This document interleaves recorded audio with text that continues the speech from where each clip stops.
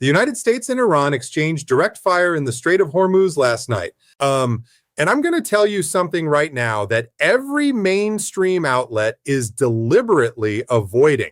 This was not a measured response. This was not O-taps of love. What happened in that strait last night was an act of war, and the fact that we're still calling it a ceasefire tells you everything you need to know about how broken our information environment has become. 3 American destroyers were attacked. The Iranian Revolutionary Guards fired missiles, launched UAVs, and sent fast attack boats toward USS Truckton, USS Rafael Peralta, and USS Mason. And Washington responded with strikes along Iran's southern coast. Let me be perfectly clear. When 2 militaries are exchanging missiles in one of the most strategically critical waterways on the planet, we are not in a ceasefire. We are in a war that nobody in Washington has the political courage to name. Having served in military intelligence, having studied how governments manage perception during active conflict, I can tell you with absolute certainty what is happening here. Both sides, Washington and Throne, are engaged in a carefully choreographed performance designed to avoid the political consequences of admitting what everyone on the ground already knows. This is no longer a cold confrontation. The guns are hot, the missiles are flying, and the men on those destroyers are not out there on a diplomatic cruise. Let me walk you through exactly what happened because the details matter enormously, and the mainstream press is burying the most important ones. The 3 destroyers involved, Allie Burke-class guided missile destroyers, the workhorses of the United States Navy, were transiting the Strait of Hormuz as part of ongoing American maritime security operations in the Gulf. These are not small vessels. Each discover more free transcript generator, YouTube summary tool video content analysis. One stretches more than 150 meters in length and carries some of the most sophisticated defensive weapon systems ever deployed at sea. They carry standard missiles capable of intercepting ballistic and cruise missiles at extended ranges. They carry the Sea Sparrow system for medium-range threats. And if anything somehow penetrates those 2 layers, they have the Phalanx close-in weapon system, a radar-guided 20-millimeter Gatling cannon capable of firing 4,500 rounds per minute. These ships were built specifically to survive exactly the kind of attack Iran launched last night. And they did survive it. Not because Iran has weakened them, but because Iran was never trying to sink them. That is the part that the pundits on cable news are missing entirely.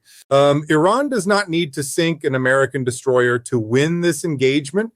In my time as a weapons inspector, I learned something fundamental about how states like Iran think strategically. They are not playing the same game Washington is playing.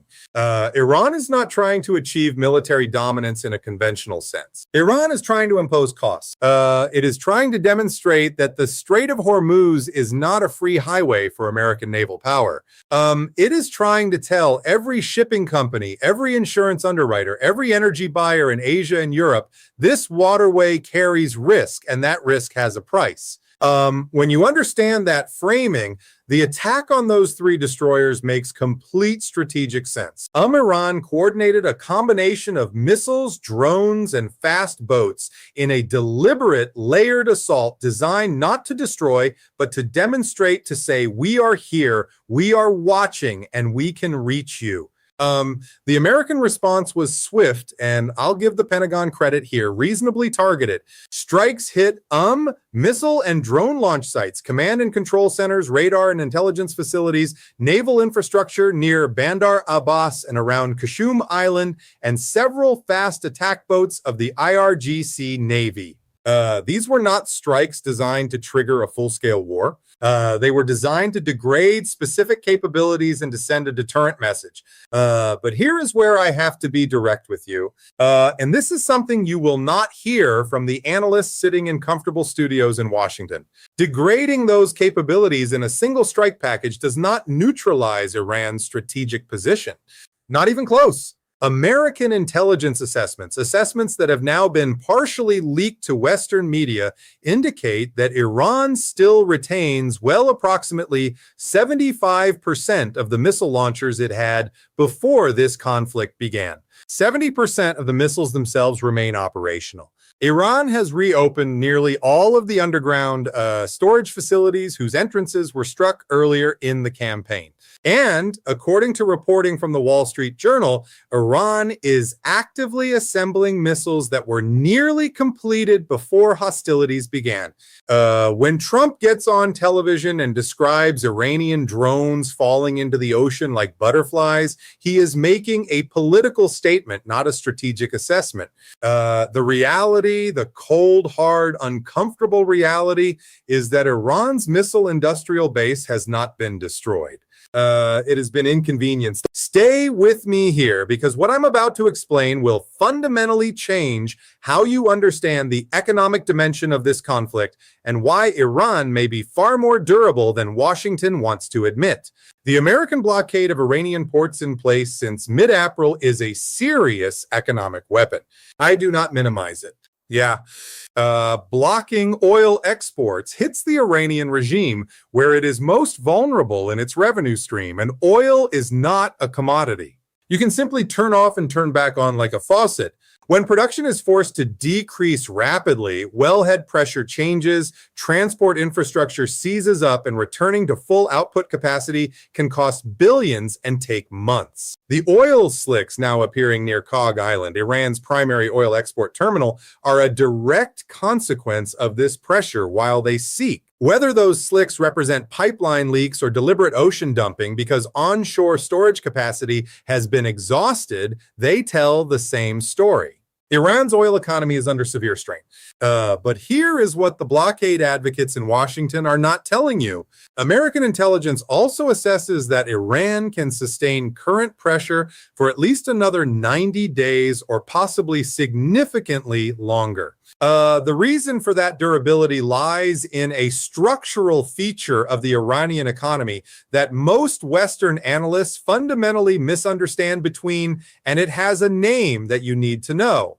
Catamalia, most people outside the Middle East have never heard of it. That is not an accident. Catamalia is not a single entity. It is a dual-purpose strategic mechanism that functions simultaneously as the economic engine and the military command infrastructure of the Islamic Revolutionary Guard Corps. On the economic side, the Katama Lambia Construction Headquarters controls a vast network of infrastructure contracts inside Iran: roads, dams, tunnels, energy projects, missile production facilities. It funnels billions of dollars directly into the IRGC's operational budget, completely bypassing the formal Iranian government treasury and therefore largely bypassing the impact of international sanctions. When Washington sanctions Iran's oil exports, the IRGC does not simply go broke. It reaches into its internal economy and the construction empire it has built over decades and keeps operating. This is why the blockade, as effective as it is, has not produced the rapid economic collapse that some in Washington predicted. On the military side, Qatam al-Anambia operates an emergency command structure, a central coordinating headquarters that integrates the Iranian army, the Revolutionary Guards, internal security forces, and the Maritime Operational Command, managing the current confrontation in Hormuz. This is not a simple chain of command. This is a redundant distributed command architecture deliberately designed to survive targeted strikes on individual nodes. When Israel and the United States strike commanders within the system, they are doing real damage to Iran's decision-making tempo. I am not dismissing those strikes but the architecture itself is still standing, and Iran is already replacing eliminated commanders with the next tier of officers who have been trained for exactly this contingency. Which brings me to the underground facilities. And this is where things get genuinely alarming.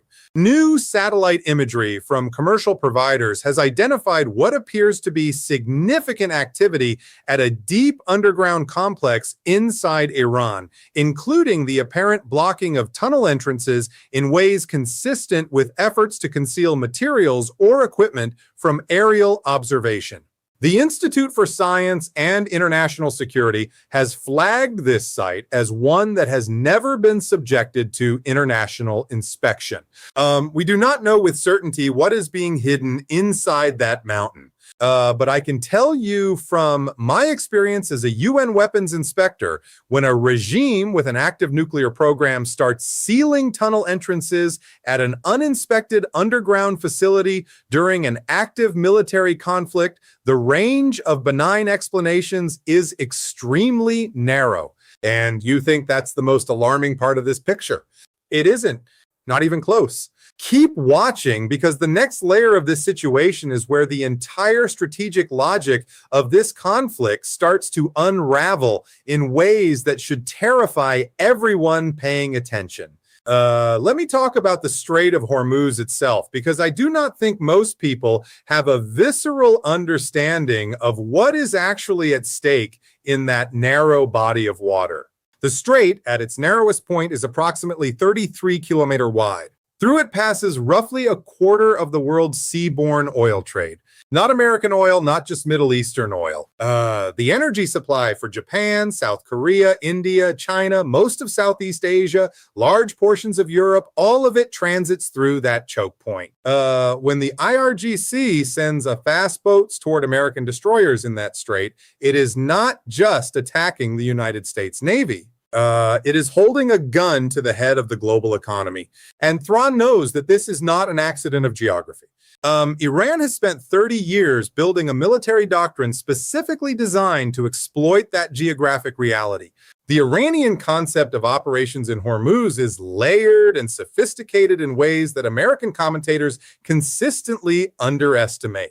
First, you have the ballistic missile threat from shore-based launchers, weapons that can reach ships anywhere in the Gulf with minimal warning time. Second, you have the UAV threat, smaller, cheaper, and far more numerous than conventional missiles, capable of saturating defensive systems through sheer volume. Third, you have the fast attack boat swarms. Small, fast, difficult to track on radar in a cluttered maritime environment, capable of carrying anti-H ship missiles, torpedoes, or simply ramming a vessel and detonating an explosive payload. And fourth, and this is the element that rarely gets discussed, you have the mines. Iran has one of the largest naval mine inventories in the world. Deploying those mines in the shipping lanes of Hormuz does not require a single soldier to fire a single shot. It simply requires a boat, darkness, and patience. Any one of these systems is manageable. All four simultaneously coordinated by a command structure that is still operational despite weeks of American strikes represents a genuine threat to freedom of navigation in one of the most critical waterways on Earth. This is why the USS Truckton, the USS Rafael Peralta, and the USS Mason are not just three ships on a patrol. They are a statement. They are Washington saying, we will not allow Iran to close this strait. We will transit it under fire if necessary. We will absorb the political cost of an incident to demonstrate that the passage remains open. That is a defensible strategic position, but it is also an enormously high-stakes gamble, because the deterrent only works if Iran believes the United States will actually escalate in response to a serious strike. And right now, with Trump describing the exchange as taps of love and insisting the ceasefire remains intact despite an active exchange of missiles, Throne has every reason to question whether that escalatory commitment is real. Having spent years studying how intelligence agencies analyze adversary decision-making, I can tell you how the IRGC commanders read that statement. They do not read it as reassurance. They read it as ambiguity. And in strategic competition, ambiguity does not produce caution. It produces probing. It produces another test, slightly more aggressive than the last one, designed to map the exact boundaries of American tolerance. And the night before last, that is precisely what they did. They probed, they found the boundary, and now they are calculating whether they can push it further. The incident with the MT Hasna tells you something critical about where American operational thinking is right now. An Iranian tanker attempting to break the blockade was intercepted by an FA-18 Super Hornet launched from the USS Abraham Lincoln. The aircraft did not sink the tanker. It fired its 20mm cannon at the ship's steering system. A precision shot designed to disable without destroying. That is a message calibrated to a millimeter. It says, we see you. We can stop you, and we are choosing not to kill you today. It is designed to communicate resolve while preserving diplomatic space. But it is also a message that has an expiration date. You can only fire warning shots so many times before the other side stops believing that warning shots are all you have. The reports that Saudi Arabia and Kuwait initially restricted American use of their bases and airspace during this phase of operations is a detail that deserves far more attention than it has received. Those restrictions, even if subsequently lifted, tell you something fundamental about the political dynamics surrounding this conflict. The Gulf states want Iran weakened. They want the IRGC degraded. They want the missile threat neutralized, but they are terrified of Iranian retaliation. The strikes on Abu Dhabi and Dubai, the activation of air defense systems over the Emirates, the explosions near energy infrastructure, these are Iran's answer to Gulf state cooperation with Washington. Tehran is delivering a message directly to Riyadh and Kuwait City. Your cooperation with the Americans makes you a target, and that message is being received. This is the strategic trap that the United States has walked into in the Gulf, and it is one that I have watched American planners repeatedly fail to fully account for across 3 decades of Middle East engagement. You cannot build a regional coalition against Iran while simultaneously allowing Iran to credibly threaten every member of that coalition. The Gulf states are not going to openly partner with American military operations if the price of that partnership is Iranian ballistic missiles landing near their oil terminals. And without that regional partnership, without basing rights, overflight permissions, intelligence sharing, logistical support, American power projection into the Gulf becomes significantly more difficult, more expensive, and more exposed. What the mainstream media will not tell you, what the briefers in Washington's comfortable offices are glossing over, is that Iran has spent the last 20 years preparing for exactly this moment. Not to win a conventional war against the United States. Iran is not stupid. They know they cannot match the American carrier strike groups in a straight fight. What they have prepared for is a war of exhaustion, a war of costs, a war designed to make American military presence in the Gulf so politically and economically expensive that Washington eventually decides the price is too high. And right now, with oil prices rising, with insurance premiums for Homer's transit spiking, with hundreds of commercial ships already diverting or waiting at anchorage, Iran's strategy is producing measurable results. Let me be clear about what we know and what we don't know, because precision matters enormously here, and the media is doing a catastrophically poor job of drawing that distinction. What we know is this. Satellite imagery from commercial providers has identified recent activity at a deep underground complex inside Iran that has never been subjected to international inspection. The activity includes what appears to be the deliberate blocking or sealing of tunnel entrances, a pattern that, in my professional judgment, is consistent with efforts to conceal materials, equipment, or ongoing work from aerial observation. The Institute for Science and International Security has flagged this site specifically. What we don't know is exactly what is inside that mountain. We don't know whether it contains enriched uranium stockpiles, whether it houses centrifuge arrays, whether it is a warhead assembly facility, or whether it contains something else entirely. But here is what my 2 decades of experience in this field have taught me. When a regime that has a documented history of concealing nuclear activities from international inspectors starts sealing tunnel entrances during an active military conflict when they believe the world's attention is focused on missiles and destroyers in the Strait, they are not doing it because they have nothing to hide. The intelligence community's current assessment, it partially leaked to Western media over the past several days, adds critical context to this picture. According to those assessments, Iran has retained approximately 70% of its missiles and 75% of its missile launchers. It has reopened nearly all of the underground storage facilities whose surface entrances were struck during American bombing campaigns. It is actively assembling missiles from components that were in various stages of completion when hostilities began. And here's the detail that should make every arms control professional's blood run cold. The assessments also indicate that Iran possesses significantly more enriched uranium and a significantly larger number of operational centrifuges than pre-conflict estimates suggested. Let that sink in for a moment.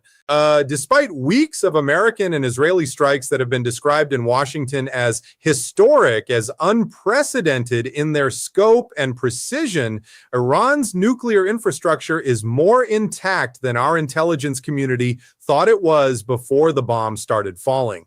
That is not a minor footnote. That is a fundamental indictment of the strategic assumptions that justified this entire campaign.